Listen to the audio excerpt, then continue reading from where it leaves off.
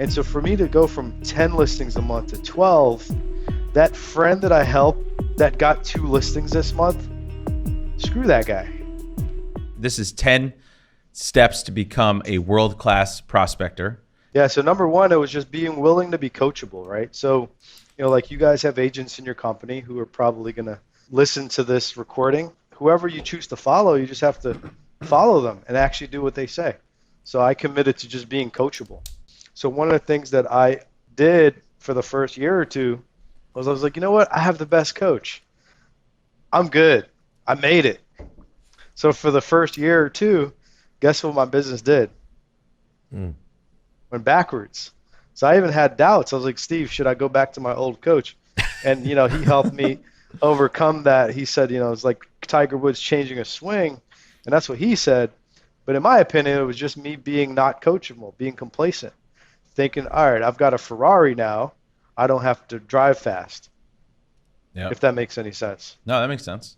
So it was like, oh, I have a really, which is point number 2, was committing my life to the business and being all in. Part of being not coachable is not committing your life to the business and being all in. Being partially in. When you have a coach and you kind of do what they say, that's not being all in. And so the people that I noticed that are the best producers in the world, front row people, they're there with their wives, their kids are there. Like their religion is whatever they sign up for. So number 4 was being willing to implement massive action. So I know Mike talked about, this a lot about at the retreat was quality quantity. Yep. Usually we think, it's either heavy quality or, massive quantity or really good quality. What I learned working with Mike was really refining what I was doing, and really putting in the quality of the contacts. So like you just said, NLP, digging deeper into their motivation and desires, really linking it back to the emotion. I started adding more of that into my phone presentation. Would you say the number of contacts you're making each day has actually gone down because now you're digging deeper or into the, more criteria questions? Couple things. So number 1, it's gone down because each conversation is more quality. Number 2, I probably got better because I'm working now more of my database. But also number 3, once you get better because of massive action, when you go to 100 contacts a day, eventually, if you need one appointment from 100, eventually it'll be 80 to get one, then 60 to get one, then 40 to get one. Really, it's all about the appointment every day. Yeah. And that's what I learned from Steve Powers. But what Mike had me do is don't worry about the appointment, more so worry about the quality of the appointment. So even if you didn't get an appointment today, at least you worked the perfect schedule, but then you also hit your database. So when the database is ready, they'll call you. Right. So actually, it's funny. The biggest thing I got from Mike, other than quality, of course, was how to work my database better. And most people think Mike Ferry's system is all about cold calling. I hope the Orlando people think that because I don't love my competition, but it's ultimately about the database. That's our system. Be a little bit more specific. What did Mike teach you about working the database, and how has that improved? Yeah, so it's what he taught us all, and this is just sitting on my desk every day. The transcription for the Mike Ferry sales system. Yep. One of the things he says in here is to get to 1,000 people as fast as possible. And so a lot of us are trying to, get the CRM, this magical pill, this open, this client party. But the basic 2 things that he tells us to do is call everyone once a quarter and mail them once a quarter. Yeah. So, I was trying to figure out, he asked me, how big is your database? I said, well, Mike, I have these people in my iPhone. I got these in my CRM. I got these in the Mojo. He goes, you don't even know what pots to piston because it's like the pea in the cup. You're moving the pea. You don't know where's coming from what. So what we did is we just merged it all into one place and then called them once a quarter. And literally voicemails to your database, personal voicemails to your database once a quarter. This is my 11th year in business. This year was the first quarter I ever called my entire database in an entire quarter. And what's so interesting is in the first quarter, I got 10 listings from my database. Wow. Which was awesome. That's great. But in the second quarter, I got like 14 from the database. So you're seeing the improvement. So it's increasing, yeah. Yeah, so The database business is the biggest opportunity for us as prospectors, because if you really look at the definition of prospecting, prospecting is just not waiting, and you have this big database. Just don't wait for the database to call you. You call the database. We came up with there's 3 rules to the database, and this is something I just came up with randomly one day. I was making 100 contacts. You have a lot of time to think about random things, and so there's 3 rules to the database I found. Number one, uh, they'll never take the call because they're not ready. So most of the prospecting to the database is just voicemails. Number two, Which is when they okay. take the, which is okay, by the way. It says it in point 17 in chapter 3. Right? But let me just touch upon that really quick, because I think there's a lot of value here. What does that voicemail sound like? Are you giving some value in the voicemail? What are you using these days? It literally, for the longest time, I was like, "Hey, John, I'm thinking about you. Hope you're good. Talk to you later." Milton James Remax, Orlando. So I want you to hear my name. I want you to hear my city, and I want you to hear my voice say your name and express to you that I'm thinking about you. So one of the things I learned from Tony Smith recently is we have to start adding a little bit more value. So I'm trying to, put a little bit of market stuff in there, trying to connect people. Hey, John, I don't know if you have a life trust person, someone to help you with your will, but I got a great guy. I just did a deal with him, and he's here to help you out if you ever need it, as part of my free service. So trying different things, but ultimately, when it comes to that, I'm very bottom line. I just want you to hear my voice say your name. So number one, they're never going to take your call because they're not ready.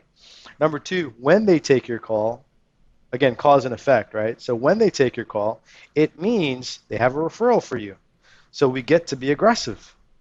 So John, who do you know looking to buy or sell a home in the next 7 to 10 days? And the reason that question is so aggressive is designed to get a no, so that we get the reflex no out the way. Yep. Okay, and then number 3, when they're ready, they'll call you. So those are the 3 things that I learned from from working the database from Mike. Number 5 was be willing to fail at a high level. Right, so this is year 11. Until last year, no one really heard about me. No one knew who I was. When I was with Steve, everyone in his schedule knew me. But ultimately, I was really bad for a really long time. And I think Lee Marcus said it on stage once. Most people aren't great because they're not willing to be bad. I had that quote on my wall for years, and I had lunch with him at the recent retreat. And I got to say that to him, and I'm sure he was like, okay, whatever. But that was huge for me to say it to him, because that quote really inspired me for a long time. That's awesome. Yeah. Number 6, and these points are from the blueprint that Mike did at his retreat a couple years ago. So when COVID hit, all my deals fell through, so I panicked. And one of my friends and mentors said, Milton, you ever been to a prospecting clinic? I said, yeah. He goes, well, how many appointments did you set? I said, well, I set 10 a day. He was like, perfect. What if during COVID you treated every day like a prospecting clinic, and from 8 a.m. to 8 p.m. you just made 100 contacts a day? He's like, Milton, one of 2 things will happen. Number one, if COVID gets worse, you'll have a big pipeline for the future. Or number 2, if it gets better, you'll have a bunch of business. I was like, okay, I'm coachable, so let's do it. There's people out there that are probably saying, well, who the hell are you calling if they're calling 100 people a day? There's not enough expireds. There's not enough for sale by owners. My database is small. I mean, how are you finding 100 different people to call? A former Mike Ferry coach told me once, he goes, Milton, why do you treat the expireds and the for sale by owner different? It's the same guy. It's a human being. They may or may not have a house. So ultimately, what I got from that was it doesn't matter what kind of person it is, just a person. So, ultimately, I just split it up into 5 groups. So my goal every day was choose 5 different groups to speak to 20 people per group. So I made it a goal to speak to 20 expireds. And I went new to old. I used Vulcan 7, Mojo. 20 for sale by owners, went new to old. 20 follow-up, I counted follow-up. 20 database, those are easy because they're voicemails. And then 20 just listed, just sold. For the most part, I lied to myself about it. And I lied to others. I said I do 100 contacts a day. The truth is, most days I probably came up to like 75, 85, maybe 90, maybe 1 or 2 days during the week, 100, 102. But for the most part, it was at or above, like you're on or before type of thing. I'm trying to touch rim every day. Yeah. Sometimes it was only 40. Sometimes it was 60. but be willing to work up to 100 contacts that day if you don't have any appointments. Yeah. Because really, if you look at the schedule of a quote unquote professional realtor, we got nothing else to do all day. Right. Facebook, Instagram, TikTok, emails. Other than that unproductive stuff, we got to call people. And so I was willing to work up to 100 contacts. Like if I didn't have any appointments that day, I did 100, that was my win for the day. Yeah. Now, again, Mike coached me out of that. He said, don't do that anymore. So it was all about appointments. So we switched a little bit. Sick, so man. number 7 was be willing to go through chaos of having a lot of business. I'm also analytical, like when I get very uncomfortable. And so with analyticals, like my uncomfortable self, is things have to be perfect. Like my desk has to be in order. Everything has to be right. But my coach, Steve Powers, at the time when he was with Mike, he said, Milton, on your way to the top, things will get really messy. He had me read a book called U Square. And, he said, be willing to go through chaos. And while you're driving that ship really fast, be okay with the fender falling off. And so, that's number 7 point that I had written down was be willing to allow the chaos. So for a while, I didn't have an assistant. Now I only have one, and we're going through chaos. Like we're all in the corner shaking because it's just too much for us to handle with just one assistant and one buyer's agent now. Mike always said that there's stress with low productivity and high productivity. So, I chose the stress of high productivity. Yeah, so number 8 was accept the fact that as I grow my business, I'll attract more haters, lose some friends, and develop a reputation as a shark. And it said, I'm okay with that. How many haters? How many friends have you lost? And let's keep track. You don't have to listen to names, but I think a lot. I mean, one of the things I learned this year was I'm averaging 12 listings a month. So before I was averaging 6 listings a month, then 8, then 10. And so for me to go from 10 listings a month to 12, that friend that I helped that got 2 listings this month, screw that guy. Like he took 2 listings out of my family's pockets. Really, I average 10K a pop on listing deals. But if I train one of my competitors locally, I'm giving them, and he gets 2 listings a month, I'm handing him $20,000 from my pocket to his. So instead of making, 100K a month, I'm only making 80 and he's making 20, which is fine, but it's not. So now I'm willing to sacrifice that relationship for that extra income, which, that's a $250,000 friendship every year. I had to make the decision, and it's a tough decision because I love people and I love friends. And shoot, I would have happy hours where I would invite other realtors to my happy hour just to chill. yeah. So I stopped chilling because I want to be rich, right? So that's what I mean, just cutting off all ties to local realtors. Number 9 was, again, developing the right habits.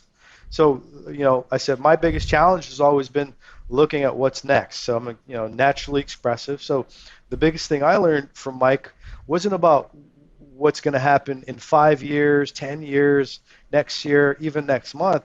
It's what could I do this week? So what I learned was if, 1 listing equals 1 sale. And then the final, I thought was a great point, even though I wrote it myself. And all the things we write is, purely from the stuff we learned from Mike, right? This happens to be my best point.